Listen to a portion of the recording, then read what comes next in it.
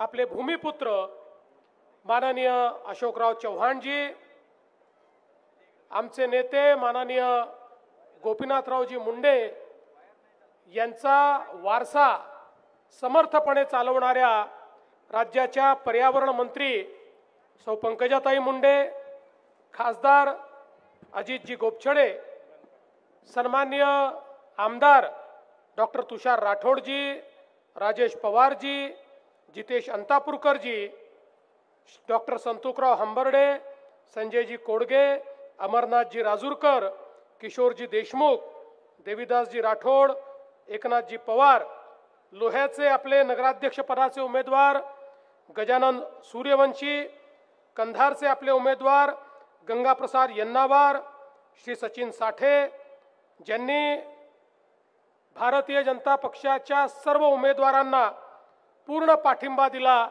ते शिवा संघटनेचे राज्याचे प्रमुख श्री मनोहरराव धोंडे, डॉक्टर माधव पाटील उच्चेकर, श्री कल्याण सूर्यवंशी, चित्रलेखाताई गोरे, चंद्रसेन पाटील, केरबा सावकार बिडवई, बालाजी पंडागळे, लक्ष्मणराव ठक्करवाड, विजयजी धोंडगे, माणिकराव लोहगावे, बाळूभाऊ खोमणे, मंचावर उपस्थित सर्व मान्यवर आणि या ठिकाणी उपस्थित माझ्या सर्व माता भगिनी आणि बंधूंनो, आज मला अतिशय आनंद आहे की लोहा कंधार या नगरपालिकांच्या प्रचाराच्या निमित्ताने मी आपल्यामध्ये या ठिकाणी उपस्थित आहे। कालच 26 नोव्हेंबर झाली। 26 नोव्हेंबर म्हणजे आपल्या संविधान दिन। 26 नोव्हेंबर 1949 रोजी भारताच्या संविधान सभेने भारतरत्न डॉक्टर बाबासाहेब आंबेडकरांनी जे संविधान दिलं ते स्वीकारलं, ते भारताला अर्पित केलं आणि त्यानंतर 26 जानेवारी 1950 पासून ते संविधान आपल्याला लागू झालं। हा संविधान हे आपलं संविधान आणि हा संविधान दिवस याकरता महत्त्वाचा आहे की आज जी निवडणुकीची प्रक्रिया आपण करतोय, ज्या लोकशाहीमध्ये आपण जगतोय, ज्या लोकशाहीने आपल्याला मताचा अधिकार दिला, तो अधिकार भारतरत्न डॉक्टर बाबासाहेब आंबेडकरांच्या संविधानामुळे आपल्याला मिळालेला आहे। आणि या संविधानाने या देशामध्ये लोकशाहीच्या माध्यमातून समता आणली। या देशामध्ये टाटा आणि बिर्लालाही एकाच मताचा अधिकार ठेवला आणि गरीबातल्या गरीब माणसालाही एकाच मताचा अधिकार ठेवला आणि या लोकशाहीमध्ये सर्वांना समानतेवर आणण्याचं काम या लोकशाहीच्या माध्यमातून झालं। एक काळ असा होता, या देशाचा राजा हा राणीच्या पोटी जन्माला यायचा, राणीच्या पोटी जन्माला येणारा देशामध्ये राज्य करायचा।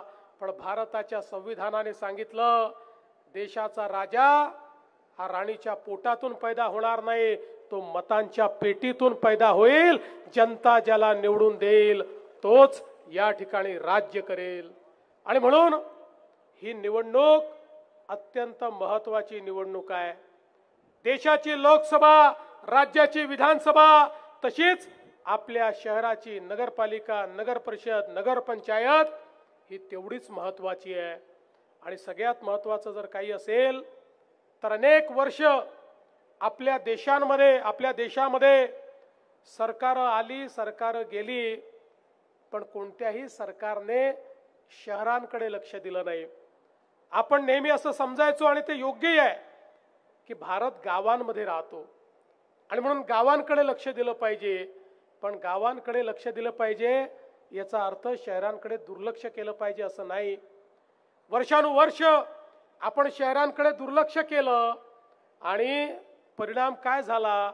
अन्न, वस्त्र, निवारा, शिक्षण, आरोग्य, रोजगाराकरता सामान्य माणूस शहरामध्ये आला, पण शहराचं नियोजन नसल्यामुळे त्याला राहायला जागा नव्हती, अतिक्रमण झाली, झोपडपट्ट्या बसल्या, त्याच्याकरता पिण्याचं पाणी नाही, त्या ठिकाणी सांडपाण्याची व्यवस्था नाही, सगळीकडे गटारीचं पाणी आपल्याला पाहायला मिळत आहे, नाल्या आपल्याला पाहायला मिळत आहेत, त्या नाल्यातनं वाहणाऱ्या त्या मैल्यामुळे डास झाले आहेत, रोग झाले आहेत, त्यातनं आपली जमीन खराब होताना आपल्याला पाहायला मिळते, प्रदूषण वाढताना आपल्याला पाहायला मिळतंय, घनकचऱ्याच्या थप्प्या लागलेल्या आपल्याला पाहायला मिळतात.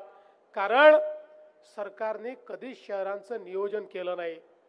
पण 2014 साली या देशामध्ये प्रधानमंत्री मोदीजींचं राज्य आल्यानंतर मोदीजींनी सांगितलं गाव तर महत्वाचं आहेच, पण शहरही तेवढंच महत्वाचं आहे. देशाचा 65% GDP हा शहरांमध्ये तयार होतो. शिक्षण, आरोग्य, रोजगार याची निर्मिती शहरांमध्ये होते. त्यामुळे लोक शहरात राहतात. त्या शहरात राहणाऱ्या लोकांना मूलभूत सोयी दिल्या पाहिजेत. ही पण सरकारचीच जबाबदारी आहे. आणि म्हणून या देशात पहिल्यांदा लाखो कोटी रुपये शहर विकासाकरता माननीय प्रधानमंत्री मोदींनी उपलब्ध करून दिले. वेगवेगळ्या योजना आणल्या. अटल अमृत सारखी योजना आणली. या अटल अमृत योजनेतनं एकट्या महाराष्ट्राला मोदीजींनी 50,000 कोटी रुपये उपलब्ध करून दिले. आज महाराष्ट्राचा विचार केला तर महाराष्ट्राची 6.5 कोटी जनता 40,000 गावांमध्ये राहते आणि तेवढीच 6.5 कोटी जनता लोहा कंधार सारख्या 400 शहरांमध्ये राहते. या 400 शहरांमध्ये मूलभूत सोयी करणं गरजेचं आहे. आणि म्हणून मोदीजींच्या नेतृत्वामध्ये आज वेगवेगळे मिशन आपण सुरू केलेले आहेत. प्रत्येक शहरामध्ये मुबलक पिण्याचं पाणी आलं पाहिजे. त्याकरता पिण्याच्या पाण्याच्या योजना आपण तयार करतो. शेकडो कोटी रुपये त्याच्याकरता आपण देतो. प्रत्येक शहरामध्ये भुयारी गटाराची योजना असली पाहिजे.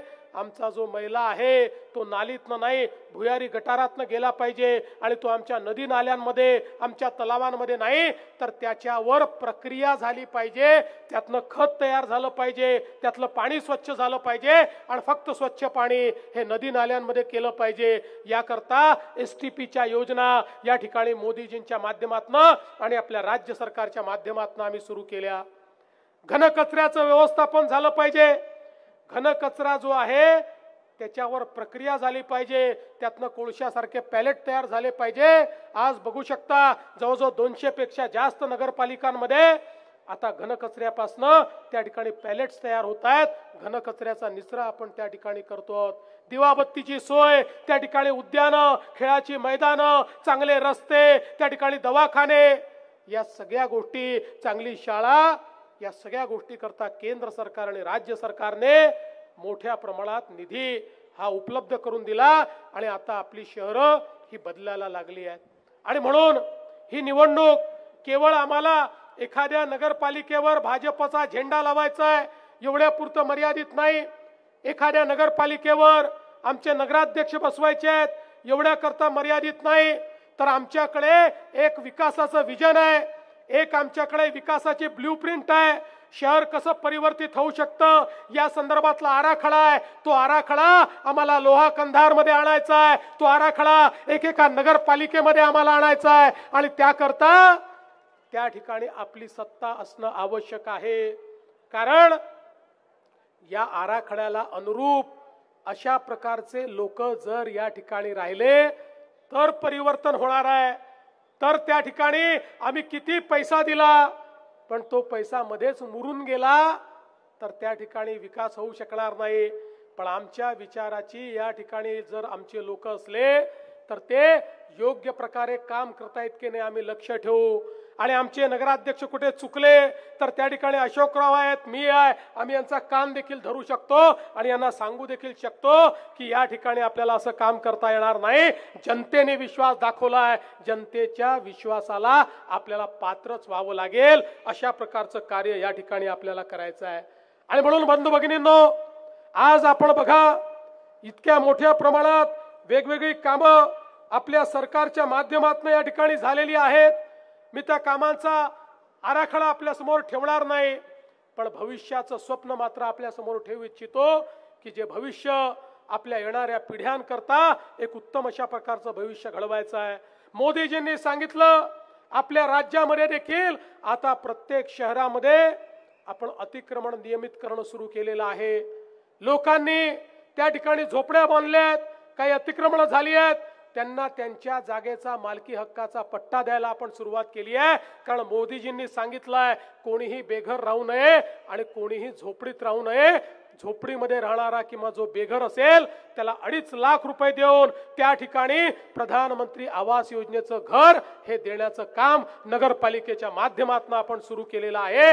आणि माझ्या लोहा आणि कंधारमध्ये देखील त्या ठिकाणी आमचे जे गरीब लोक राहतात त्यांचंही स्वप्नातलं स्वतःचं घर हे आपल्याला येत्या काळामध्ये करायचं आहे।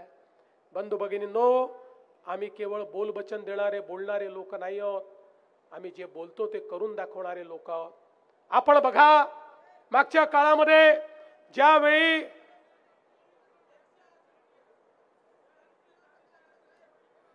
कशाचं वर्गीकरण करणार आहे, अंतिम टप्प्यात आहे, काळजी करू नये। राहू दे त्यांचा प्रश्न बरोबर आहे, राहू दे, प्रश्न बरोबर आहे त्याचा बाबा। करणार वर्गीकरण करणार आहे, त्या संदर्भात न्यायमूर्तींचा रिपोर्ट पुढच्या महिन्यात येणार आहे, मग आपण ते करणार आहोत। आणि म्हणून बंधू भगिनींनो, या ठिकाणी आपण हे लक्षात घेतलं पाहिजे, काही काळजी करू नका, त्यांचा प्रश्न सोडवलाय आपण। बंधू भगिनींनो, आपण हे लक्षात ठेवा की या ठिकाणी या निवडणुकीच्या माध्यमातून जी आश्वासनं आम्ही देतो ती आश्वासनं आम्ही पूर्ण करणारी लोक आहोत। तुमच्या आशीर्वादाने या ठिकाणी पूर्ण बहुमत आपल्याला विधानसभेमध्ये मिळालं। देशाच्या इतिहासामध्ये सर्वाधिक आमदार हे आपले या विधानसभेमध्ये तुम्ही निवडून दिले। आणि बघा, तुम्ही आमदार निवडून दिल्यानंतर त्या ठिकाणी आमचे विरोधक काय म्हणायचे? आमचे विरोधक म्हणायचे आता यांचे एवढे आमदार निवडून आले, आता हे लाडकी बहीण योजना बंद करणार। 1 वर्ष झालं लाडकी बहीण योजना सुरूच आहे।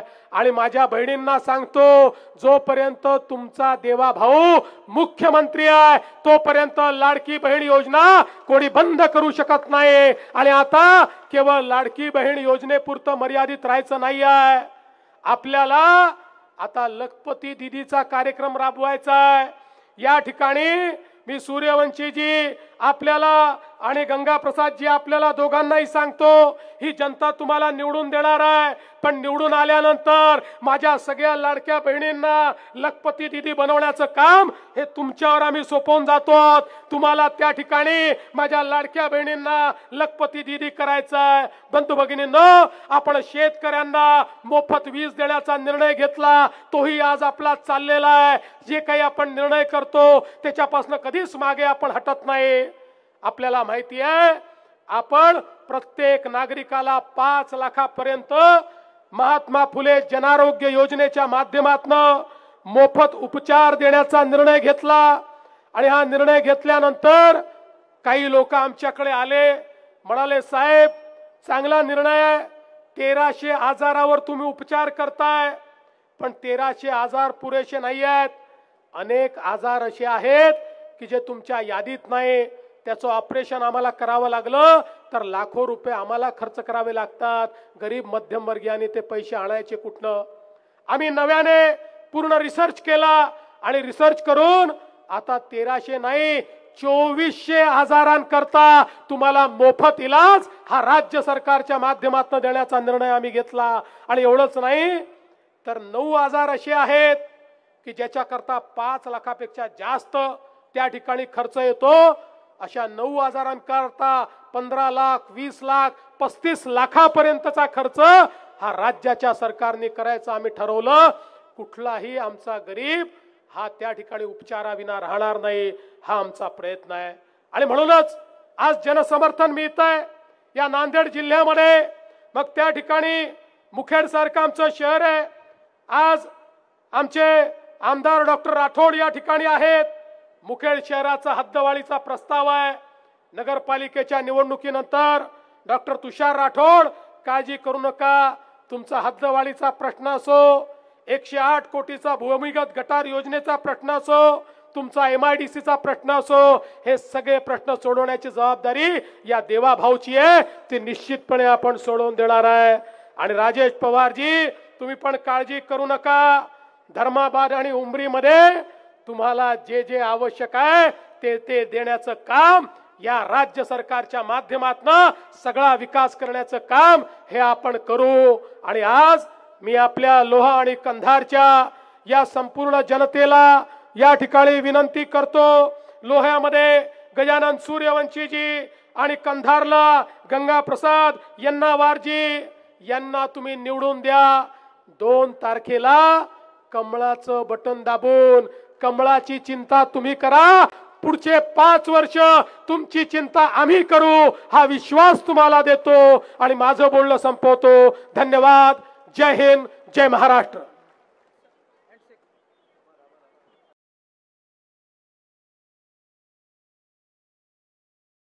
आपल्या सर्वांना